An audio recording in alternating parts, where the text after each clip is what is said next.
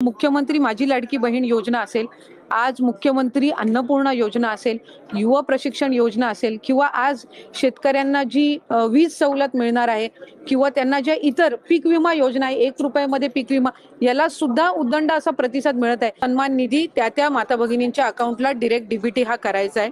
माझे आपल्या माध्यमातून राज्यातील सर्व माता भगिनींना मला आश्वासित करायचंय की याला लागणारी संपूर्ण तरतूद ही राज्य सरकारने केलेली आहे. अर्थ विभागाने या संदर्भामध्ये कुठलाही कधीही आक्षेप घेतलेला नाही.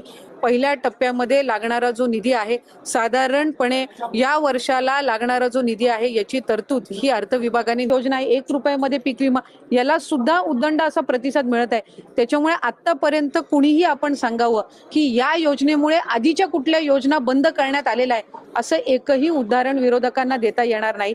संजय गांधी निराधार योजना असेल, तुमची वयोश्री योजना असेल, ह्या सगळ्या आधीसारख्या कार्यरत आहेत.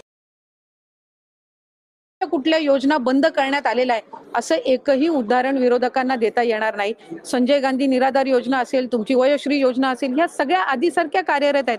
प्रस्तावित केलेली होती त्यावेळेला राज्यातील 2.5 कोटी महिला माझ्या माता भगिनींना या योजनेअंतर्गत लाभ मिळेल असा प्राथमिक हा आमचा अंदाज निश्चितपणाने होता.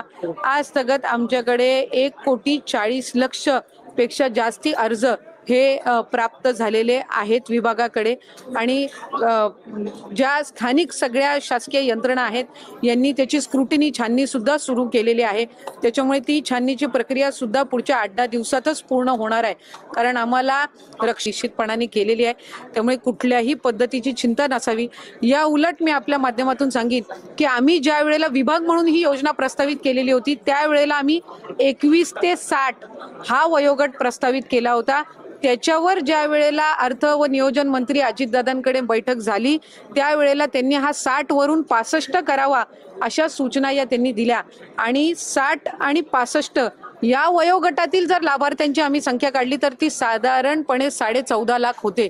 त्याच्यामुळे उलट त्यांच्या सूचनेनुसार 14.5 लाख लाभार्थ्यांची संख्या वाढली, ती कमी झालेली नाही आणि कुठलाही आक्षेप कधी घेतला गेलेला नाही. जी तरतूद केली जावी ती निश्चितपणाने केली गेलेली आहे. आरोप करत आहे की या योजनेमुळे इतर सगळ्या योजना बंद पडतील, शेतकऱ्यांना कर्जमाफी द्यायची ती पण केवळ या योजनेच्या प्रसिद्धीमुळे किंवा या योजनेसाठी सरकार इतर योजनांकडे डोळे झाकतं. जर खऱ्या अर्थानं विरोधकांना शेतकऱ्यांना कर्जमाफी द्यायची इच्छा असती तर ती त्यांनी त्यांच्या पदाच्या कार्यकाळामध्ये पण दिली असती. पण लाडक्या भावाची एक ओळख निर्माण झाली. ती ओळख मला सर्व पदांपेक्षा मला मोठी वाटते. ही जी नवीन ओळख निर्माण झाली कोट्यावधी लाडक्या बहिणींची आणि म्हणजे काय नाराज झाले. आम्ही असे नाराज होऊन रडणारे नाही रे. आम्ही लढणारे लोक आहोत, लढून काम करणारे लोक आहोत. सुन केलं आणि मी सांगतो तुम्हाला, माझ्या रक्ताचा शरीरात रक्ताचा शेवटचा थेंब असेपर्यंत मी जे काम करेन ते या महाराष्ट्रातल्या जनतेसाठीच करेन.